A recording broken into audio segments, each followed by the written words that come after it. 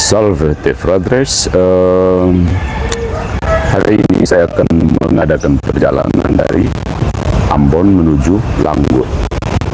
Sebuah perjalanan yang menyenangkan tentu saja, tapi sebelum pesawatnya lepas landas yang direncanakan jam 9.45, saya mau menyampaikan 1-2 catatan refleksif soal perjalanan, terutama dari perspektif historis sejarah gereja di Maluku ini, dari Ambon ke Langgur, Langgur ke Ambon, dan seterusnya. Vamonos.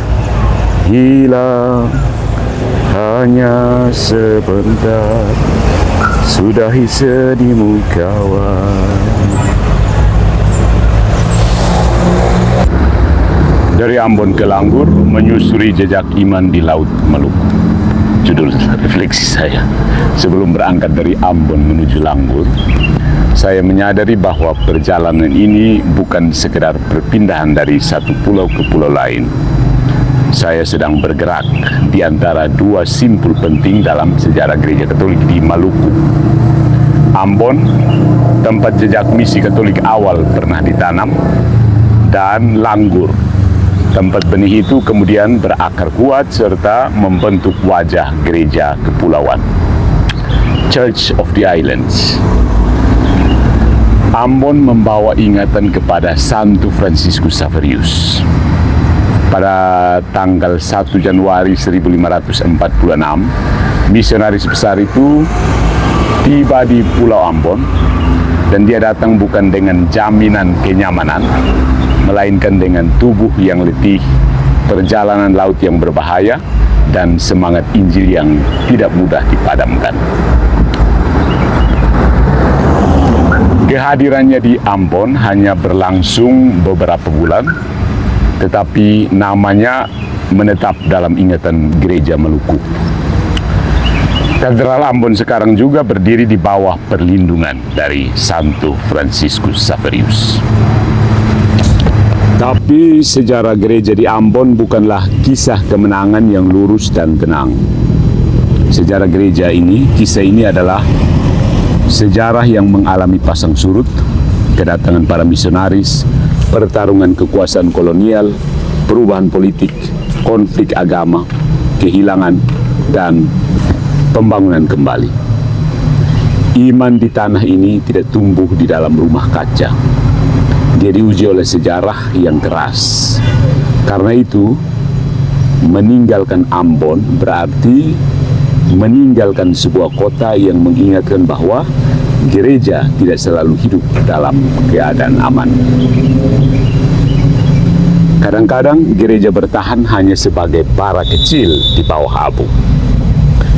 Institusi dapat diguncang, bangunan bisa diruntuhkan, para pelayan bisa pergi, tetapi iman dapat tetap hidup dalam ingatan umat, ya, dalam doa keluarga, serta dalam kesetiaan sederhana yang tidak dicatat oleh buku sejarah. Dari Ambon, saya menuju Langgur, memasuki babak lain dari sejarah yang sama. Misi Katolik di Kepulauan K itu dibuka kembali pada 1 Juli 1888 ketika dua imam Yesuit, Pastor Johannes Kusters dan Pastor Johannes Booms, tiba di Kota Tual. Pastor Kusters kemudian memperoleh kesempatan untuk berkarya di Langgur. Nah, peristiwa ini menjadi salah satu titik penting kebangkitan misi Katolik di K. Jarak waktu antara kedatangan Franciscus Xaverius di Ambon dan karya para misionaris di Langgur itu membentang lebih dari 3 abad, 300 tahun, ya. Lautnya sama, Injilnya sama, tetapi zaman dan manusia yang dijumpai itu berbeda.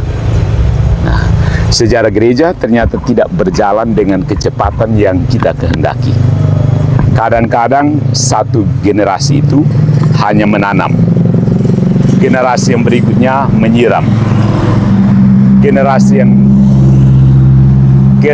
yang jauh lebih kemudian baru menyaksikan pohon itu bertumbuh. Di Langgur itu iman Katolik tidak berhenti sebagai peninggalan para misionaris asing. Dia diterima, dipelihara, dan diwariskan oleh masyarakat setempat. Gereja kemudian menjadi bagian dari kehidupan orang Kei. Hadir dalam keluarga, pendidikan, perayaan, kedukaan, struktur kampung, dan kesadaran akan persaudaraan. Nah, kini Langgur menjadi pusat penting kehidupan Katolik di wilayah Kei kecil dengan gereja konkatedral yang didedikasikan kepada Santa Perawan Maria Hati Tak Bernoda. Dan disinilah sejarah misi memperoleh maknanya yang paling dalam. Misi bukan sekedar kisah orang Eropa yang datang membawa agama kepada penduduk kepulauan, Islanders. Cara pandang seperti itu terlalu dangkal sebenarnya ya. Misi itu menjadi sungguh hidup ketika Injil tidak lagi dipandang sebagai milik pendatang, tetapi dihayati oleh umat setempat sebagai milik mereka sendiri. Gereja menjadi dewasa ketika orang-orang lokal tidak hanya menjadi penerima pelayanan, tetapi menjadi pewarta, guru, katekis, biarawan-biarawati, imam, dan penjaga iman bagi generasi mereka sendiri. Bahkan dari tanah Kei, semangat misi bergerak lebih jauh. Catatan sejarah menyebut keterlibatan orang-orang muda Langgur dalam perjalanan awal misi menuju Papua pada akhir abad ke-19. Nah, ini menunjukkan sebuah pembalikan yang sangat-sangat indah. Tanah yang dahulu menerima pewarta, kemudian ikut mengutus pewarta. So my friends, penerbangan dari Ambon menuju Langgur terasa seperti mengikuti aliran sejarah gereja itu sendiri. Dari jejak Fransiskus Xaverius menuju tanah misi Kei, dari masa perintisan menuju masa pertumbuhan, dari Injil yang dibawa melintasi laut menuju Injil yang kemudian menjelma dalam kehidupan sebuah masyarakat Kei kecil, Kei besar. Laut di bawah pesawat nanti bukan sekedar bentangan biru. Laut itu pernah dilalui para misionaris dengan kapal kecil dalam ketidakpastian cuaca,